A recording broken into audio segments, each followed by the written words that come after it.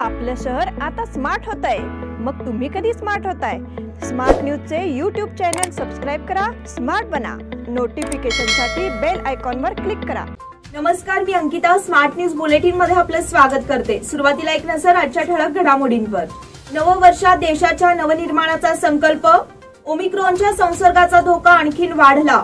राज्यात लॉकडाऊन टाळण्यासाठी उपाययोजना, नव्याने खोटे गुन्हे दाखल करण्याचा सपाटा सुरूच। वेद 31 चे लक्ष पोलिसांचे, कन्नडिगांच्या संघटनांचा पुन्हा थैतयाट। नववर्ष स्वागतासाठी होणारे गैरप्रकार रोखण्याची मागणी, निपाणीजवळ अज्ञात वाहनाची दुचाकीला धडक, 2 जण गंभीर जखमी। संत मीरा मराठी शाळेला रेड क्रॉस संस्थेकडून मदत, संभाजीराव भिडे यांच्यावरील वॉरंट रद्दबातल। रंगोली के सप्तरंगों में खुशियों के दीप चमकाए, आराधना के साथ अपनी दिवाली मनाए। कपड़ों की दुनिया में एक भरोसेमंद और गुणवत्तापूर्ण नाम आराधना। गृहलक्ष्मी की सुंदरता की पहचान है साड़ी, घर की औरत का रुबाब और संस्कृति की देन है साड़ी। इस दिवाली के सुनहरे मौके पे आराधना लेके आए हैं महिलाओं के लिए मनपसंद साड़ीज और रेडीमेड सहित बच्चों के लिए आकर्षक और मनपसंद ड्रेसेस। पुरुषों के लिए जेंट्स वेयर में shirt, T shirts, jeans, formal और भी कई प्रकार के ड्रेसेस। जल्द ही अपनी मनपसंद ड्रेस खरीदे सिर्फ आराधना में। बेलगाम के वस्त्र जगत में बहुत ही बढ़िया है आराधना। नए कपड़े पहन के दीजिए दिवाली की शुभकामना। आराधना, मारुती गली, बेलगाम। आणि आता पाहूयात सविस्तर बातम्या। सरधोपट मार्ग सोडून आव्हानांचा स्वीकार करावा आणि येत्या 25 वर्षात आपल्याला जसा देश पाहिजे आहे त्यासाठी काम सुरू करावे असे आवाहन पंतप्रधान नरेंद्र मोदी यांनी मंगळवारी IITच्या पदवीधरांना केले। देश घडविण्याच्या कार्यात आतापर्यंत आपण खूप वेळ वाया घालविला आहे अशी खंतही मोदींनी यावेळी व्यक्त केली आहे। इंडियन इन्स्टिट्यूट ऑफ टेक्नॉलॉजी कानपूरच्या 54व्या पदवीदान समारंभात मोदी बोलत होते। तरुणांनी देशाची धुरा आता आपल्या खांद्यावर घ्यावी असे आवाहन त्यांनी केले। मोदी म्हणाले की स्वातंत्र्य प्राप्तीनंतर भारतानेही आपला नवा प्रवास सुरू केला आहे। त्यानंतर 25 वर्षाच्या काळात देश स्वतःच्या पायावर उभा राहण्यासाठी मोठे काम व्हायला पाहिजे होते, पण बराचसा वेळ वाया घालविण्यात आला। देशाचा खूप वेळ वाया गेला। या दरम्यान 2 पिढ्या गेल्या, पण आता आपल्याला एक क्षणही वाया घालवून चालणार नाही। देशाच्या विकासासाठी आघाडी आता तरुणांना सांभाळावी लागेल आणि योग्य मार्गाने आपले काम सुरू करावे असे आवाहनही पंतप्रधानांनी केले। ओमिक्रॉनच्या संसर्गाचा धोका आणखीन वाढला। देशात ओमिक्रॉनचा धोका वाढला आहे। कोरोनाचा नवीन व्हेरिएंट आता देशातील 12 राज्यांमध्ये पसरला आहे। गेल्या 24 तासात देशात ओमिक्रॉनचे 128 नवीन रुग्ण आढळले आहेत। यानंतर देशातील ओमिक्रॉनच्या रुग्णांची एकूण संख्या ही 781 वर गेली आहे। दिलासादायक बाब म्हणजे यापैकी 241 रुग्ण बरेही झाले आहेत। राजधानी दिल्लीत ओमिक्रॉनचे सर्वाधिक रुग्ण आढळलेत, तर महाराष्ट्र दुसऱ्या क्रमांकावर आहे।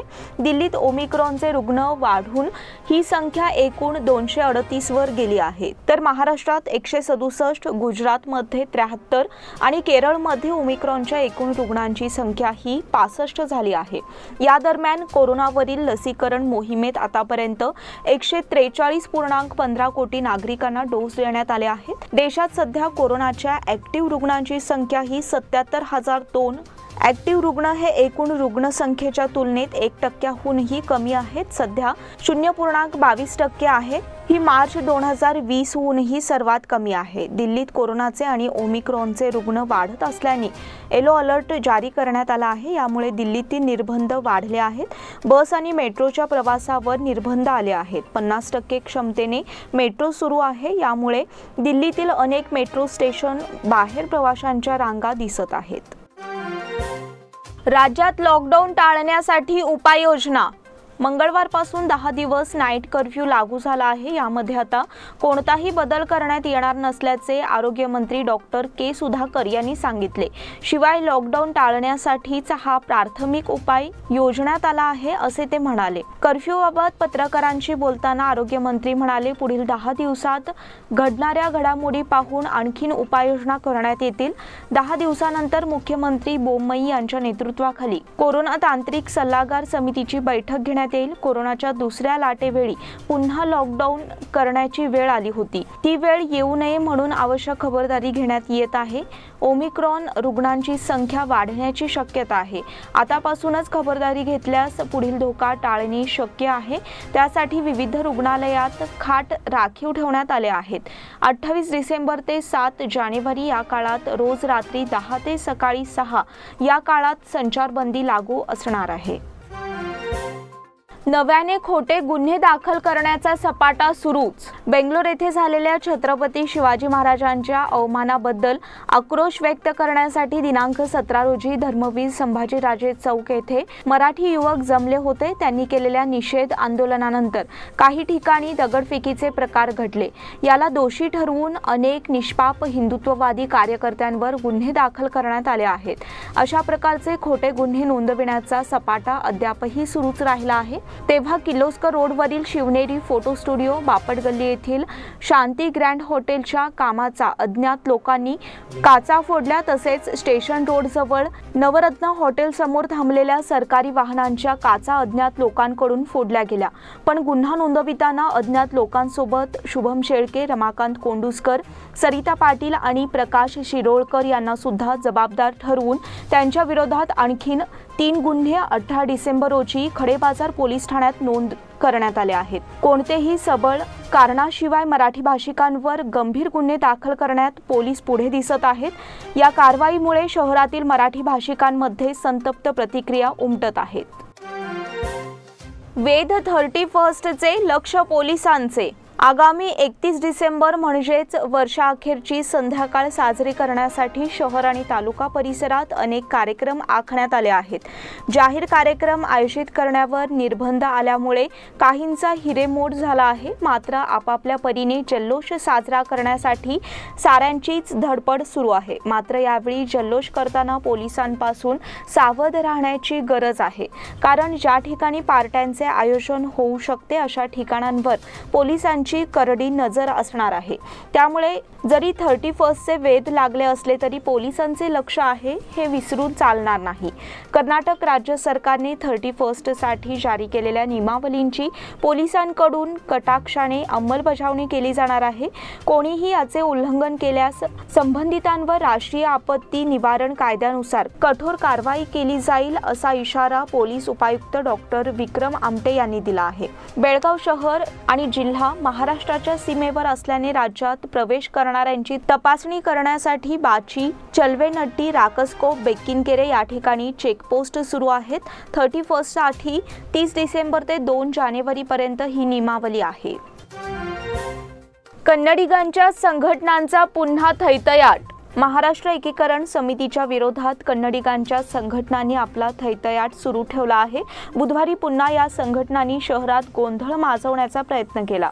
येथील कित्तूर चन्नम्मा चौकात गोंधळ माजवून संघटनेच्या सदस्यांनी निदर्शने केली. तसेच महाराष्ट्र एकीकरण समितीवर बंदी घालण्याची मागणी केली. येत्या दिनांक 31 डिसेंबर रोजी काही संघटनांनी कर्नाटक बंद पुकारला आहे. मात्र याला अनेक संघटनांकडून विरोध प्रकट झाला आहे. त्यामुळे कन्नड चळवळीचे नेते वाटाळ नागराज यांनी पुन्हा संताप प्रकट केला आहे. महाराष्ट्र एकीकरण समितीवर बंदी घालण्यासाठी सरकार मुहूर्त पाहणार आहे का असा प्रश्न त्यांनी उपस्थित केला आहे. तसेच दिनांक 31 रोजी संपूर्ण राज्यव्यापी बंद यशस्वी करून दाखवू अशी वल्गना केली आहे. तसेच बंदला विरोध दर्शविणाऱ्या कन्नडिग संघटनांना त्यांनी अपशब्द वापरून हिणवले आहे. नववर्ष स्वागतासाठी होणारे गैरप्रकार रोखण्याची मागणी. नववर्ष स्वागताच्या नावाखाली शहरात विविध ठिकाणी गैरप्रकार घडतात. काही व्यावसायिकांतर्फे या कार्यक्रमाचे आयोजन करण्यात येते. यावर बंदी घालून गैरप्रकार रोखावेत अशी मागणी हिंदू जनजागृती समितीच्या वतीने करण्यात आली आहे. या मागणीचे निवेदन जिल्हाधिकाऱ्यांच्या नावे देण्यात आले. तसेच या निवेदनात पॉप्युलर फ्रंट ऑफ इंडिया नामक देशद्रोही संघटनेवर भारतामध्ये बंदी घालण्याची मागणी देखील करण्यात आली आहे. जिल्हाधिकारी यांच्या अनुपस्थितीमध्ये तहसीलदार मंजुनाथ जानकी यांना निवेदन देण्यात आले. यावेळी हिंदू जनजागृती समितीचे सुधीर हेरेकर, उज्ज्वला गावडे, हमारा देश संघटनेचे व्यंकटेश शिंदे, श्रीराम सेना कर्नाटक संघटनेचे बाळू कुरबर, धर्मप्रेमी विनोद पाटील, सदानंद मासेकर, नागेंद्र अस्टेकर आदी उपस्थित होते. निपाणीजवळ अज्ञात वाहनाची दुचाकीला धडक, दोघे गंभीर जखमी. कोगनोळी तालुका निपाणी येथे राष्ट्रीय पुणे-बेंगलोर महामार्ग राजीव गांधी नगर नजीक निपाणीहून कागलकडे जाणाऱ्या 2 इसमांना एका अज्ञात वाहनाने धडक दिल्याची घटना मंगळवार दिनांक 28 रोजी दुपारी 4च्या दरम्यान घडली आहे. याबाबत अधिक माहिती अशी की अतुल अनिल घोटणे वय 18 आणि ओमकार विटेकरी वय 25 राहणार निपाणी हे दोघे निपाणीहून कागलकडे दुचाकी गाडी क्रमांक KA 23 EY 3164 यावरून जात असताना एका अज्ञात वाहनाने धडक दिल्याने गंभीर जखमी झाले आहेत. अपघात झाल्याने बघ्यांची मोठी गर्दी झाली होती. ही माहिती समजताच निपाणी ग्रामीण पोलीस उपनिरीक्षक अनिल कुंभार, ASI SA टोलगी, राजू गोरखनावर यांनी घटनास्थळी भेट दिली. जय हिंद रोड डेव्हलपर्सच्या कर्मचाऱ्यांनी अपघातग्रस्त वाहन रस्त्याच्या बाजूला करून वाहतूक पूर्ववत केली. जखमींना निपाणीतील शासकीय गांधी रुग्णालयात उपचारासाठी पाठविण्यात आले. संत मीरा मराठी शाळेला रेड क्रॉस संस्थेकडून मदत. गणेशपूर येथील संत मीरा मराठी शाळेला बेळगाव जिल्हा रेड क्रॉस संघटनेच्या वतीने शालेय विद्यार्थ्यांना मास्क, बिस्किट आणि शाळेच्या वर्गखोल्यांसाठी पंखे अशी मदत करण्यात आली. कार्यक्रमाला प्रमुख पाहुणे म्हणून कर्नाटक राज्य रेड क्रॉस संघटनेचे माजी अध्यक्ष आणि सल्लागार डॉक्टर SB कुलकर्णी, शोभा कुलकर्णी, गणेशपूर रेड क्रॉस संघटनेचे सदस्य LV श्रीनिवास, विकास कलघटगी, प्रिया पुराणिक, सविता हेब्बार, शाळा सुधारणा समितीचे अध्यक्ष डॉक्टर विजय गोवेकर, कार्याध्यक्ष देवीदास कुलकर्णी, सदस्य रामनाथ नाईक, महेश नरगुणकर, शाळेच्या मुख्याध्यापिका ज्योती कित्तूर उपस्थित होत्या. शाळेच्या विद्यार्थिनींनी ईशस्तवन आणि स्वागत गीत गायले. कार्यक्रमाचे सूत्रसंचालन सविता मोरे तर संस्थेचे अध्यक्ष डॉक्टर विजय गोवेकर यांनी आभार मानले. संभाजीराव भिडे यांच्यावरील वॉरंट रद्द बातल. येळूर येथील 2018 सालच्या कुस्ती आखाड्यात आचारसंहितेचा भंग करून प्रक्षोभक भाषण केल्याप्रकरणीच्या खटल्यात शिवप्रतिष्ठान हिंदुस्थानचे संस्थापक संभाजी भिडे यांच्यावर बजावण्यात आलेले वॉरंट न्यायालयाने मंगळवारी रद्दबातल केले. पुढील सुनावणी 25 फेब्रुवारी 2022 रोजी होणार आहे. येथे कुस्ती आखाड्यावेळी आचारसंहितेचा भंग करून प्रक्षोभ भाषण केल्याप्रकरणी शिवप्रतिष्ठान हिंदुस्थानचे संस्थापक अध्यक्ष भिडे गुरुजी सह मारुती कुगजी, प्रदीप देसाई, विलास नंदी, दत्तात्रय पाटील, भोला उर्फ नागेंद्र पाखरे, किरण गावडे, गुद्याप्पा बागेवाडी, लक्ष्मीकांत मोदगेकर यांच्यावर खटला दाखल करण्यात आला आहे. मंगळवारी स्वतः भिडे यांनी द्वितीय JMFC न्यायालयासमोर हजर राहून न्यायालयीन प्रक्रिया पार पाडली. यावेळी न्यायालयाने त्यांच्यावर बजावलेले वॉरंट रद्दबातल केले. संभाजी भिडे यांच्या वतीने ॲडव्होकेट श्यामसुंदर पत्तार, ॲडव्होकेट हेमराज बेंचन्नावर, ॲडव्होकेट शंकर बाळनाईक आणि ॲडव्होकेट सुभाष पट्टण हे न्यायालयीन काम पाहत आहेत. या बुलेटिन मधील पुढील बातम्या छोट्याशा विश्रांतीनंतर. Poddar Brothers Jewelers, a perfect blend of traditional and modern jewelry in North Karnataka, Goa and southern Maharashtra, serving since 5 generations.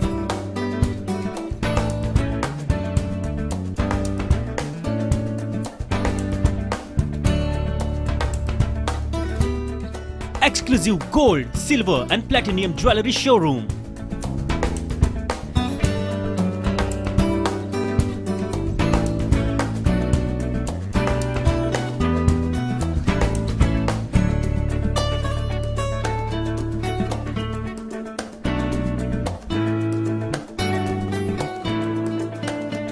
Poddar Brothers, Poddar Sons and Grandsons. Khade Bazar, Belgaum. Call is on 0831 240 5550 or 51 or 52 or 53. Visit us at www.poddarjewelers.com.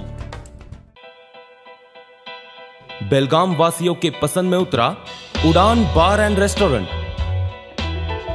Social distancing का ख्याल रखते हुए हमारा staff देता है बेहतरीन service का विश्वास। यहां है पार्टी और फंक्शन के लिए 3 आलीशान हॉल, कारपोरेट डिनर मीटिंग के लिए 3 अलग कक्ष, IPL मैच देखने के लिए 3 बड़े स्क्रीन की विशेष सुविधा। इसके साथ ही साफ सुथरा किचन जहां हमारा वेल क्वालिफाइड स्टाफ देता है क्वालिटी और हाइजीनिक फूड की गारंटी। तो फिर खाने की हो बात तो आना परिवार के साथ। उड़ान बार एंड रेस्टोरेंट, लिंगराज कॉलेज के पास, बेलगावी। फोन 0831243577। विश्रांतीनंतर पुन्हा एकदा आपलं स्वागत। खानापूर तालुक्यातील जांबोटी शाखेच्या कार्यक्षेत्रात येणाऱ्या जांबोटी जंक्शन मधील जांबोटी रबकवी महामार्ग तसेच जत जांबोटी महामार्गावरील सुमारे शेकडो झाडे तोडण्यासाठी आक्षेप मागवण्यात आले आहे। यासाठी 5 जानेवारीपर्यंत मुदत देण्यात आली आहे। या दोन्ही महामार्गांचे विकास काम हाती घेण्यात आले आहे। विकास कामादरम्यान अडथळा ठरणारी झाडे तोडण्यात येणार आहेत। तसा प्रस्ताव खानापूर सार्वजनिक बांधकाम खात्याच्या सहाय्यक कार्यकारी अभियंत्यांनी सरकारला पाठवला आहे। त्यानुसार झाडे तोडण्याबाबत आक्षेप मागवण्यात आले आहेत। जांबोटी गावामध्ये येणारी 82 जंगली झाडे, शिसमची 13 झाडे तसेच अडथळा ठरणारी धोकादायक सुमारे 50 झाडे तोडण्यात यावीत असे प्रस्तावात म्हटले आहे। कर्नाटक वृक्ष कायदा 1976 नियम 837 नुसार झाडे तोडण्याबाबत आक्षेप मागवले आहेत। 5 जानेवारीपर्यंत यावर आक्षेप नोंदवता येणार आहेत। खानापूर प्रादेशिक विभाग वनक्षेत्रपाल कार्यालयाकडे आक्षेप नोंदवता येणार आहेत। रोटरी क्लब ऑफ वेणुग्राम तर्फे उत्कर्ष व्याख्यानमाला संपन्न। रोटरी क्लब ऑफ वेणुग्राम तर्फे MV हेरवाडकर हायस्कूलमध्ये 10वीच्या विद्यार्थ्यांसाठी उत्कर्ष व्याख्यानमाला झाली। या उपक्रमाअंतर्गत 5 व्याख्याने झाली। पहिल्या व्याख्यानात डॉक्टर अश्विनी बेळगावकर यांनी मुलांना स्वतःमधील गुण ओळखा, चांगला अभ्यास करा असा मौलिक सल्ला दिला। दुसऱ्या व्याख्यानात जीवन खटाव यांनी मुलांना वेळेचे नियोजन कसे करावे याबद्दल माहिती दिली। तिसऱ्या व्याख्यानात डॉक्टर कमलाकर आचरेकर यांनी निको प्रकृतीबद्दल माहिती दिली। चौथ्या व्याख्यानात राजेश हेडा यांनी स्वतःच्या सर्वांगीण विकासाबद्दल माहिती दिली। 5व्या सत्रात डॉक्टर सतीश धामणकर यांनी 12वी नंतरच्या अभ्यासक्रमांबाबत माहिती दिली। यावेळी अध्यक्ष मिलिंद पाटणकर, सचिव लक्ष्मीकांत नेतलकर आदींसह इतर उपस्थित होते। रोटरी दर्पण तर्फे विद्यार्थ्यांची नेत्र तपासणी। रोटरी क्लब ऑफ बेलगाम दर्पण तर्फे उज्ज्वल दृष्टी अभियानाअंतर्गत महांतेश नगर येथील शाळा क्रमांक 24 येथे आयोजित मोफत नेत्र तपासणी शिबिराला उत्स्फूर्त प्रतिसाद मिळाला। सेक्रेटरी सौम्या पाटील यांनी स्वागत केले। प्रमुख अतिथी म्हणून BO रवी भजंत्री, अध्यक्षा पुष्पा पर्वतराव, इव्हेंट चेअरपर्सन विजया मन्निकेरी उपस्थित होत्या। या उपक्रमाला शिवानंद मस्तीहोळी आणि डॉक्टर स्फूर्ती मस्तीहोळी यांचे सहकार्य लाभल्याचे पुष्पा पर्वतराव यांनी सांगितले। या योजनेअंतर्गत ज्या विद्यार्थ्यांची चाचणी झाली त्यांना मोफत चष्मा देण्यात येणार आहे। या शिबिराचा 250 विद्यार्थ्यांनी लाभ घेतला। यावेळी उच्च शिक्षण खात्याचे समन्वयक रिझवान, CRP हिरेमठ, सदस्य श्रीदेवी उर्मिला यांच्यासह रोटरी दर्पणच्या सदस्य उपस्थित होत्या। बस पास वितरण प्रक्रियेला गती। गेल्या 3 महिन्यांपासून रखडलेल्या बस पास वितरण प्रक्रियेला गती देण्यात आली आहे। हे काम आता अंतिम टप्प्यात आले असून लवकरच इतर विद्यार्थ्यांना पासचे वितरण केले जाणार आहे। आतापर्यंत 31,600 विद्यार्थ्यांना पासचे वितरण करण्यात आले आहे। बस पास वितरण अंतर्गत 2,62,00,000 महसूल जमा झाल्याची माहिती परिवहन महामंडळाने दिली आहे। गतवर्षीपासून बस पास वितरण प्रक्रिया ऑनलाईन करण्यात आली आहे। ही प्रक्रिया पूर्ण करण्यासाठी विद्यार्थ्यांना अनेक अडचणींचा सामना करावा लागत आहे। त्यामुळे गतवर्षीच्या तुलनेत यंदा पाससाठी अर्ज करणाऱ्या विद्यार्थ्यांची संख्या घटली। दरवर्षी सुमारे 76,000 विद्यार्थी बस पास घेऊन बस प्रवास करतात, पण यंदा कोरोनामुळे शाळा उशिरा सुरू झाल्या, परिणामी बस पास प्रक्रिया ही उशिरा सुरू झाली। यंदा शाळा उशिरा सुरू झाल्या असून बस पास प्रक्रिया ही ऑनलाईन करण्यात आल्याने विद्यार्थ्यांना काही अडचणी आल्या। त्यावर मात करून अनेक विद्यार्थ्यांनी पास मिळविले। आणखीन काही जण बस पासच्या प्रतीक्षेत असून त्यांना पास वितरणाची व्यवस्था केली जात आहे। आगामी विधानसभेसाठी 150 जागांचे उद्दिष्ट। कर्नाटकात 223 मध्ये होणाऱ्या विधानसभा निवडणुकीत भाजप 150 जागांचे उद्दिष्ट घेऊन सामोरे जाणार आहे। पक्षाचे मिशन 150 ची सुरुवात हुबळीतूनच होईल असा विश्वास भाजपचे कर्नाटकचे मुख्य प्रवक्ते MG महेश यांनी सांगितले। हुबळी येथे भाजपच्या राज्यस्तरीय कार्यकारिणीची 2 दिवसीय बैठक मंगळवारी सुरू झाली। या बैठकीनंतर त्यांनी पत्रकारांशी बोलताना ही माहिती दिली। MG महेश म्हणाले, यापूर्वीची राज्य कार्यकारिणींची बैठक दावणगिरी येथे झाली होती। पक्ष वाढीसाठी आणि निवडणुकीच्या निकालावर कर्नाटकचे प्रभारी अरुण सिंग आणि प्रदेशाध्यक्ष नलिन कुमार कटील यांनी पक्षाच्या पदाधिकाऱ्यांशी चर्चा केली। पक्ष संघटनेचा विस्तार करण्यासाठी कार्यक्रम तयार केला असून त्या दृष्टीने बैठकीत विचार मंथन करण्यात आले। स्थानिक स्वराज्य संस्थांच्या निवडणुका आणि पुढील येणाऱ्या सर्व निवडणुकांवरही चर्चा करण्यात आली। 2023 मध्ये विधानसभा निवडणुकीत राज्यात 150 जागा मिळविण्यासाठी आवश्यक रणतंत्र ठरविण्यावर पक्षाच्या प्रभारींशी चर्चा करून त्याप्रमाणे पुढे जाण्याचे ठरवले आहे। बैठकीस पक्षाचे कर्नाटक प्रभारी अरुण सिंग, मुख्यमंत्री बसवराज बोम्मई, प्रदेशाध्यक्ष नलिन कुमार कटील, केंद्रीय मंत्री प्रल्हाद जोशी, राष्ट्रीय प्रधान कार्यदर्शी CT रवी आदी उपस्थित होते। दैवज्ञ ब्राह्मण संघातर्फे मौजी बंधन समारंभ संपन्न। दैवज्ञ ब्राह्मण संघातर्फे नुकताच जयवंती मंगल कार्यालयात सामुदायिक मौजी बंधनाचा समारंभ झाला। समर्थ कारेकर, अध्यक्ष राजू बेकवाडकर, दैवज्ञ गणेशोत्सवाचे अध्यक्ष नितीन कलघटकर यांनी गणेश पूजन, दीप प्रज्वलन केले।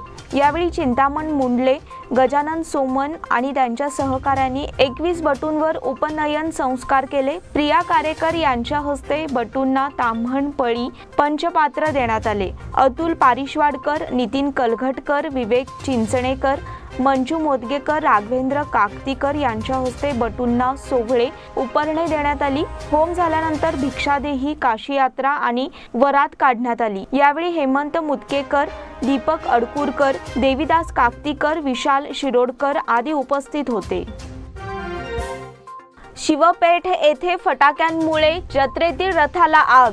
बेळगाव जिल्ह्यातील रामदुर्ग तालुक्यातील शिवपेठ गावात रथोत्सवादरम्यान फटाके फोडण्यात येत असताना रथाच्या शिखरावर फटाके लागून आग लागली। शिवपेठ गावात मंगळवारी जडी शंकरलिंग देवाचा रथोत्सव पार पडला।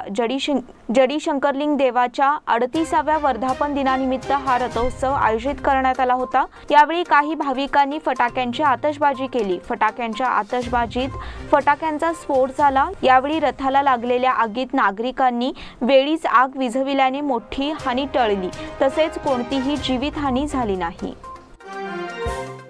कंगराळ गल्लीत वेताळ देवस्थानचा वार्षिकोत्सव। कंगराळ गल्लीतील वेताळ देवस्थानचा वार्षिकोत्सव झाला। सकाळी 7 वाजता सौरभ कंगराळकर दाम्पत्याच्या हस्ते लघु रुद्राभिषेक करण्यात आला। पुण्याह वाचन पार पडले। धार्मिक विधी पुरोहित सदाशिव गोडसे आणि त्यांचे सहकारी यांच्या पौरोहित्याखाली पार पडले। सायंकाळी सत्यनारायणाची पूजा सांबरेकर यांच्या हस्ते झाली। कंगराळ गल्ली आणि परिसरातील नागरिकांनी तीर्थप्रसादाचा लाभ घेतला। पूजेच्या निमित्ताने विविध स्पर्धांचे आयोजन करण्यात आले होते। छत्रपती श्री शिवाजी महाराज युवक मंडळाच्या वतीने रायगडावर तयार करण्यात येणाऱ्या सुवर्ण तक्त्याखाली 5001 रुपयांची देणगी श्री शिवप्रतिष्ठानचे किरण बडवानाचे यांच्याकडे सुपूर्द करण्यात आली। पूजा उत्सव पार पाडण्यासाठी सल्लागार मंडळ आणि युवक मंडळे यांनी परिश्रम घेतले। सामरा येथे रविवारपासून आमदार चषक क्रिकेट स्पर्धा। सामरा येथील सिद्धकला स्पोर्ट्स क्लबच्या वतीने ग्रामीण भागासाठी आमदार चषक 2022 टेनिस बॉल क्रिकेट स्पर्धा रविवार दिनांक 2 जानेवारीपासून आयोजित करण्यात आली आहे। विजेत्या संघाला 51,000 रुपये आणि चषक तर उपविजेत्या संघाला 25,000 रुपये आणि चषक देण्यात येणार आहेत। याशिवाय मालिकावीर, उत्कृष्ट फलंदाज, उत्कृष्ट गोलंदाज यासह प्रत्येक सामन्यात सामनावीर पुरस्कार देण्यात येणार आहे। नाव नोंदण्याची शेवटची तारीख 31 डिसेंबर असून इच्छुकांनी संपर्क साधावा असे कळविण्यात आले आहे। पुढील वर्षी राजस्थानमध्ये विश्वचषक खो खो स्पर्धेचा थरार। पुढील वर्षी फेब्रुवारी महिन्यात राजस्थानमधील बाडमेर या जिल्ह्यात खो खो क्रीडा प्रकारातील पहिल्या विश्वचषकाचे आयोजन करण्यात येईल अशी माहिती राजस्थान खो खो संघाचे कार्याध्यक्ष अजगर अली यांनी दिली। भारतीय खो खो महासंघाचे सहसचिव चंद्रजीत जाधव यांनी या वृत्ताला दुजोरा दिला आहे। जबलपूर मध्य प्रदेश येथे सुरू असलेल्या वरिष्ठ पुरुष महिला राष्ट्रीय अजिंक्यपद खो खो स्पर्धेच्या निमित्ताने देशभरातील खो खो संघटक आणि क्रीडाप्रेमी सध्या एकत्र आले आहेत। कोरोनामुळे काही काळ खो खोच्या प्रगतीला स्पर्धेला खीळ बसली, परंतु राष्ट्रीय स्पर्धेच्या निमित्ताने पुन्हा एकदा खो खोची गाडी रुळावर येत आहे। त्यामुळे महासंघाने खो खोचा आंतरराष्ट्रीय पातळीवर प्रवास करण्यासाठी पावले उचलली आहेत। राजस्थानमध्ये खो खोला उत्तम प्रतिसाद लाभत असून यापूर्वीही आम्ही राष्ट्रीय तसेच भारत नेपाळ, भारत इंग्लंड यांच्यातील आंतरराष्ट्रीय खो खो सामन्यांचे यशस्वी आयोजन केले आहे। त्यामुळे पुढील वर्षी विश्वचषक खो खो स्पर्धेचे आयोजन करण्यासाठी आम्ही प्रयत्नशील आहोत। केंद्र शासनाशी यासंबंधी चर्चा झाली असून कोरोनामुळे स्पर्धेच्या आयोजनात अडथळा आला तरी पुढील वर्षी एखाद्या महिन्यात विश्वचषक नक्की रंगेल, असे अली म्हणाले। हरियाणा स्टीलर्सने केला तेलुगू टायटन्सचा पराभव। प्रो कबड्डी लीगच्या दुसऱ्या सामन्यात हरियाणा स्टीलर्सने तेलुगू टायटन्सचा 2 गुणांनी पराभव केला। हरियाणाने हा सामना 39-37 असा जिंकला। या हंगामातील हरियाणाचा हा पहिलाच विजय आहे। त्याचबरोबर तेलुगू टायटन्सला आतापर्यंत 3 सामन्यात एकही विजय मिळालेला नाही। प्रो कबड्डी लीगच्या 7व्या दिवशी म्हणजेच आज 2 सामने झाले। पहिल्या सामन्यात पाटणा पायरेट्सने पुणेरी पलटनचा 38-26 असा पराभव केला। दुसऱ्या सामन्यात हरियाणा स्टीलर्सने तेलुगू टायटन्सचा 39-37 असा पराभव केला। पटना पायरेट्सचा दमदार खेळ, पुणेरी पलटनचा 12 गुणांनी पराभव। प्रो कबड्डी लीगच्या 8व्या हंगामातील आजच्या 7व्या दिवशी 2 सामने होत आहेत। पहिला सामना पुणेरी पलटन आणि पाटणा पायरेट्स यांच्यात बेंगलोरच्या शर्टन मैदानावर व्हाईट फील्डवर खेळला गेला। यामध्ये पटना पायरेट्सने दमदार खेळ करत पुणे पलटनचा 12 गुणांनी पराभव केला। पटना पायरेट्सने पुणेरी पलटनचा 38-26 असा पराभव केला। हाफ टाइम पर्यंत 14-14 अशी बरोबरी होती। यानंतर पाटणाने आपली आघाडी कायम ठेवत 12 गुणांनी विजय मिळविला। याचबरोबर स्मार्ट न्यूजचे आजचे बुलेटिन इथेच संपले। धन्यवाद।